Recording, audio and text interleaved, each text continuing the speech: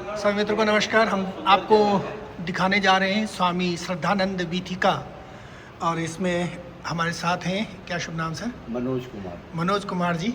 तो इसके मार्गदर्शन के लिए बहुत बहुत धन्यवाद के साथ ये स्वामी श्रद्धानंद जी के ऑनर में ये पिक्चर गैलरी बनी है। यहाँ आप उनके मेंटर स्वामी दयानंद सरस्वती जी का चित्र देख सकते हैं जी, जिन्होंने आर्य समाज की स्थापना की थी। अच्छा। 1875 में। और स्वामी जी पहले नायब तहसीलदार के रूप में नौकरी किए थे। अच्छा। फिर उन्होंने वकालत की।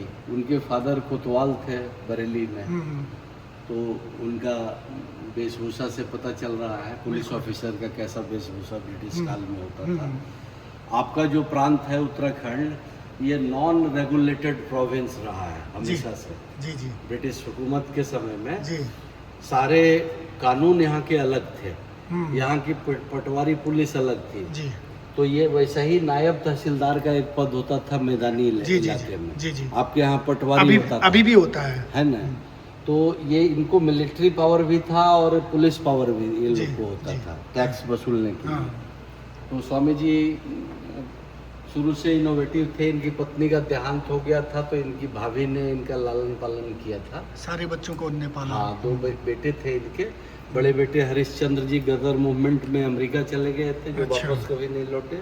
छोटे बेटे इंद्र जी, जो यहीं पर मेंबर ऑफ पार्लियामेंट भी रहे। अच्छा। और यहाँ के यशस्वी कुलपति भी रहे हैं। उनकी बेटी अमृत कला और वेद कुमारी। वेद मंदिर आपने देखा होगा रास्ते में मिला। बिल्कुल बिल्कुल। गुरुकुल कांगड़ी एकमात्र विश्वविद्यालय है जहाँ वेद मंदिर है। बहुत बढ़िया, बहुत। ये वैदिक विश्वविद्यालय है जी। और स्वामी जी ने इस वैदिक विश्वविद्यालय की स्थापना की थी। ये इनके दामाद का चित्र है। स्वामी जी अधिष्ठाता के रूप में। दोनों बच्चों का भी चित्र है। और ये देखिए झोपड़ी से शुरू हुआ था गुरुकुल। अच्छा, प्रारंभ। और किसी भी संस्था को बनाने में भंडारी का, ट्रेजरर का बड़ा रोल होता है। तो शालिग्राम जी भंडारी भी साथ में। बहुत बढ़िया, बहुत बढ़िया। मुंशी अमन सिंह जी जो बिजनौर के राजा के मुंशी थे, अच्छा, रियासत के, उन्होंने यहाँ से दान में जमीन दी। अपनी जमीन जो पट्टे पर मिल जाती थी ना मुंशियों को, वो गुरुकुल कांगड़ी को दी। झोपड़ी से शुरू हुआ था। और देखिए ऐसी बिल्डिंग अभी वहाँ पे है बनी हुई, गंगा के पार कांगड़ी गांव के निकट। जो नील पर्वत है, जिसको चंडी पर्वत कहते हैं, उसके नीचे सघन वन में गंगा की धारा पे ये गुरुकुल बना हुआ था। सुंदर। जी जी। और ये उस समय के वायसराय 1916 में आए हैं। देखिए गुरुकुल दिखा रहे हैं स्वामी जी। जब भीमगोड़ा बराज बन रहा था, गंगा के पानी को छेड़ा गया, तो उसमें मालवीय जी ने 34 रियासतों की पुलिस को इकट्ठा कर दिया था। अच्छा। तो उस क्रम में गुरुकुल के बारे में उन्होंने सुना, वो गुरुकुल का विजिट कर रहे हैं। गुरुकुल देखिए आधुनिक स्वरूप में है, ग्लास पैन विंडो है, टीचर्स हैं गुरुकुल के। बहुत बढ़िया, बहुत बढ़िया। और ये आपके तीनों लोग हैं उनके मेंटर, स्वामी दयानंद जी, और संन्यास से पूर्व महात्मा मुंशी राम के रूप में जो उनका चित्र है, और संन्यास के बाद जो स्वामी श्रद्धानंद के रूप में। ये जो संन्यास में जब प्रवेश किया इन्होंने 9 अप्रैल 1917 को, तो उनके बाल तोड़ने आदि की विधि जो है वो करते हुए, और सब गणमान्य लोग आई विटनेस के रूप में मौजूद हैं। ये इनके पॉलिटिकल कंटेम्पररीज जो है, प्रोफेसर एंड्रूज हिस्ट्री के प्रोफेसर थे सेंट स्टीफन कॉलेज में। मदन मोहन मालवीय जी जिन्होंने BHU बनाया। मोतीलाल नेहरू इनके इलाहाबाद में सहपाठी थे। प्रोफेसर एंड्रूज के माध्यम से रविंद्रनाथ टैगोर से इनकी दोस्ती थी। फिर मोहनदास करमचंद गांधी 3 बार गुरुकुल आए और इनसे भी व्यक्तिगत मित्रता थी।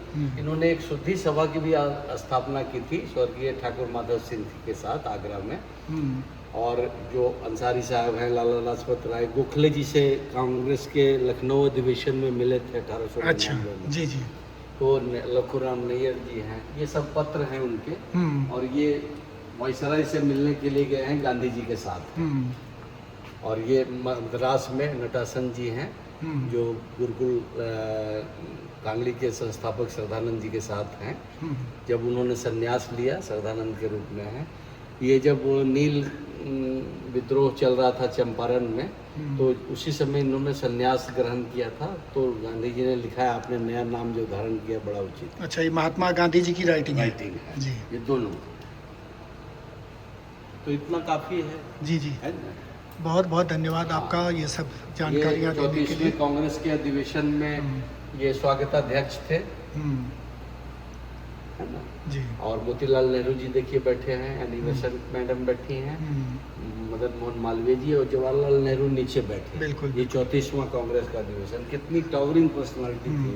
हम्म, ये पहले और आखिरी हिंदू हैं जिन्होंने वैदिक मंत्र के साथ जामा मस्जिद में मुस्लिम भाइयों को संबोधित किया। हम्म, तो इस तरीके से ये शहीद भगत सिंह का ट्रायल है 1546 पेज का, अच्छा। जो कहीं नहीं है, आपको इस एरिया में मिलेगा। High court, Lahore high court से आया है। ये सब पत्र स्वामी जी लिखते थे, हम्म, तो ये सब आपको देखने को मिलेगा। गांधी जी लिख रहे हैं हम्म। कि आपके चरणों में सिर झुकाने की उम्मीद है, वाह। है ना। हम्म, ऐसे बहुत सारे पत्र हैं, यहाँ पे उनके पत्रों को भी संजोया गया है। हम्म, गुरुकुल की पुरानी बिल्डिंग का देखिए फोटो है यहाँ पे। हम्म, ये गुरुकुल की डिग्री कितनी इम्पोर्टेंट थी। बड़े बेटे इनके गदर मूवमेंट में विदेश चले गए थे, तो वो डिग्री वापस कर रहे हैं क्योंकि आचार विचार उनका बदल गया है।